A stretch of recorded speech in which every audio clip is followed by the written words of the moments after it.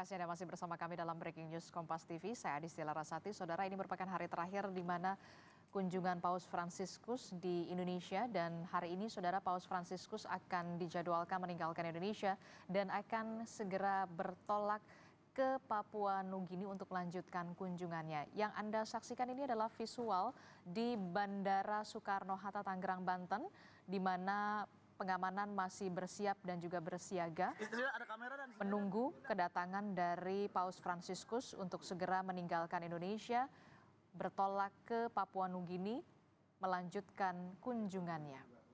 Seperti yang kita ketahui bersama, Saudara, Paus Fransiskus ini berada di Indonesia sejak tanggal 3 September yang lalu. Ada berbagai agenda yang dihadiri oleh Paus. Salah satunya adalah Paus Fransiskus sebelumnya bertemu dengan Presiden Joko Widodo sebagai pemimpin negara Vatikan.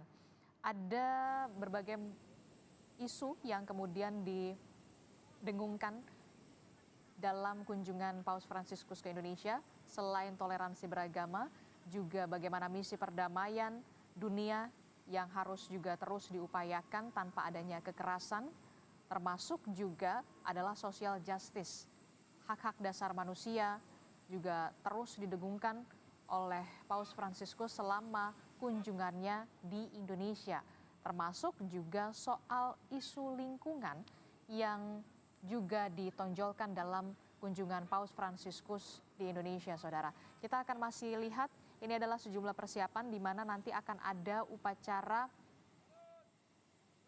perpisahan yang akan dilakukan sebelum nantinya Paus Fransiskus ini akan meninggalkan Indonesia untuk bertolak ke Port Moresby di Papua Nugini, Saudara.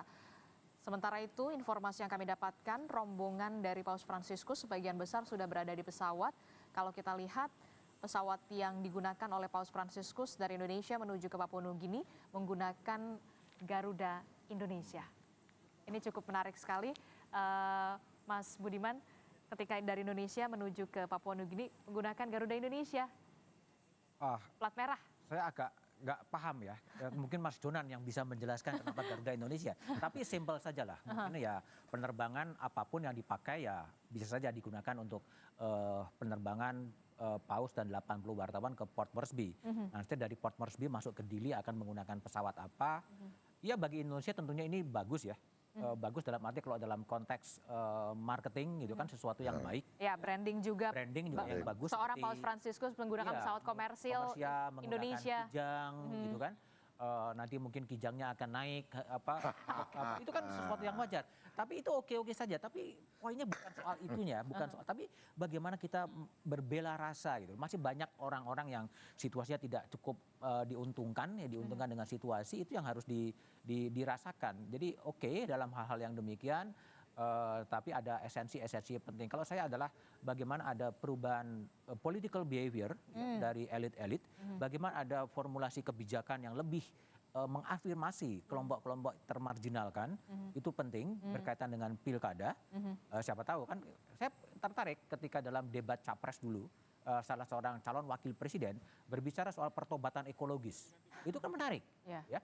Mungkin nanti dicomot saja gitu isunya itu, kemudian kelakuannya seperti apa kita nggak tahu juga. Tetapi harapannya sih ya ini menjadi berpikir, melakukan berhenti sejenak, melihat di mana posisi kita, dan setelah ada pesan-pesan yang begitu luar biasa dan itu disaksikan oleh panggung dunia yang luar biasa, kita mau apa setelah itu? Gitu. Nah ini yang menjadi PR kan, orang kan berbicara soal 100 tahun Republik Indonesia emas, itu kan jangan hanya menjadi mitos gitu, hanya menjadi mitos seperti dulu tinggal landas, itu kan menjadi mitos, ya menuju ada sesuatu yang luar biasa, ya sekarang Indonesia emas. Tagline, jangan hanya sekedar tagline. Ini yang menjadi penting sih, harapan itu harus dibangun dengan berbagai mitos, tapi harus disadarkan gitu loh ya. Kalau kita kembali lihat pada teks pembukaan Undang-Undang Dasar 45, memajukan kesejahteraan umum, melindungi tumpah darah, dan lain sebagainya. Pendidikan, di mana posisi Indonesia? Anggaran pendidikan begitu tinggi, tapi berapa IQ rata-rata orang Indonesia? Ya. Kesejahteraan umum, ketimpangannya makin meluas. Nah, ini butuh reformulasi ya kebijakan-kebijakan sehingga mudah-mudahan apa yang dikatakan dipesankan oleh Paus Fransiskus itu berubah menjadi kebijakan yang kemudian berubah. Kalau enggak, ya sami mawon gitu loh. Jadi kita hanya euforia sesaat menyaksikan kembang api, biar setelah itu akan terjadi business as usual. Tapi saya yakin tidak lah. Selalu akan ada upaya-upaya untuk terus mengingatkan gitu. Nanti bayangannya ada kegiatan-kegiatan yang mengkaji soal ekonomi Francisco, bagaimana pikiran-pikiran ekonomi Francisco kira-kira gitu. Oke, kita